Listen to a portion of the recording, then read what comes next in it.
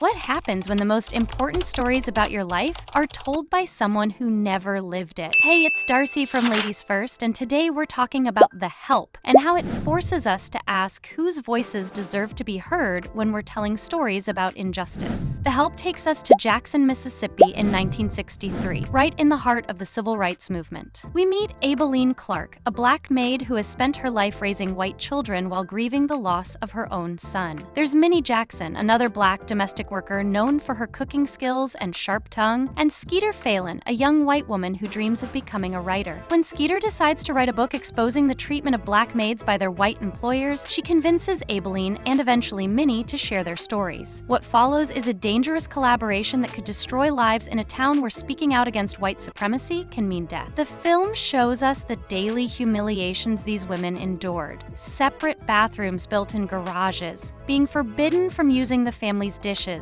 raising white children who would grow up to treat them as invisible. But it also reveals moments of quiet resistance, deep friendships, and the incredible courage it took to finally say enough. Here's what makes The Help so compelling and so controversial at the same time. These women weren't just cleaning houses, they were risking everything. In 1960s Mississippi, a black person speaking out against white employers could face far worse than losing their job. We're talking about beatings, lynchings, having their homes burned down. The film captures this terror beautifully when Aibileen's friend Yule May is arrested and brutally beaten for stealing a ring to pay for her son's college tuition. But what the movie gets right is showing how these women found ways to resist within the system. Minnie's famous chocolate pie scene isn't just comedy, it's a perfect example of how black domestic workers used their intimate knowledge of white families against them. They knew secrets, they had access, and sometimes they used that power in small but significant ways. The film also doesn't shy away from the economic reality. These women had no choice but to work in white homes because other opportunities simply didn't exist. Aibileen has been raising white children for decades, while her own son grew up without her constant presence. That's the heartbreaking contradiction of domestic work, loving other people's children while being separated from your own. Now here's where things get complicated, and why The Help sparked so much debate when it was released. The story is filtered through Skeeter's perspective, a white woman who positions herself as the catalyst for change. She's the one with the idea, the connections to publishers, and ultimately the one who benefits the most from the book. Sound familiar? That's because this mirrors exactly how the real-life story unfolded, a white author writing about black experiences and becoming wealthy in the process. Critics argued that the film reinforces the white savior narrative, suggesting that black women needed a white ally to find their voices. But if you look closer, that's not really what happens. Aibileen and Minnie aren't waiting to be rescued.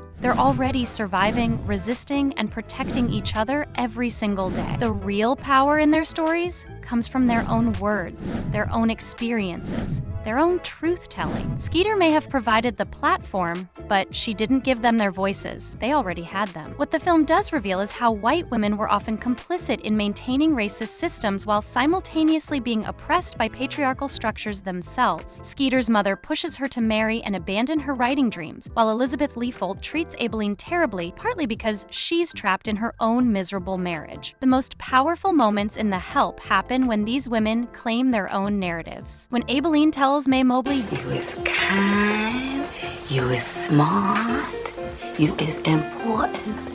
she's not just comforting a neglected child, she's actively working to break cycles of racism and self-hatred. She's planting seeds that could grow into something different. When Minnie finally leaves her abusive husband, she's not just escaping domestic violence. She's showing her daughter that women don't have to accept being treated badly, regardless of what society tells them. And when the book gets published and creates chaos in Jackson's white community, we see how truth-telling can be the most radical act of all. These women's testimonies expose the lie that segregation was somehow benevolent, that these relationships were built on mutual affection rather than exploitation. Film's ending, where Aibileen walks away from the Leafold house for the last time, represents something profound. She's not just quitting a job, she's choosing her own dignity over economic security. That's revolutionary. But here's what we can't forget. This story exists because real women like Aibileen and Minnie lived these experiences. They deserve to have their stories told with nuance, complexity, and respect. They deserve to be more than symbols or stepping stones in someone else's narrative journey. The truth is, The Help opens up conversations we desperately need to have about whose stories get told, who gets to tell them, and who profits from that telling. The film reminds us that behind every social justice movement are individuals making incredibly brave choices, often without recognition or reward. It shows us that resistance doesn't always look like marching or protesting.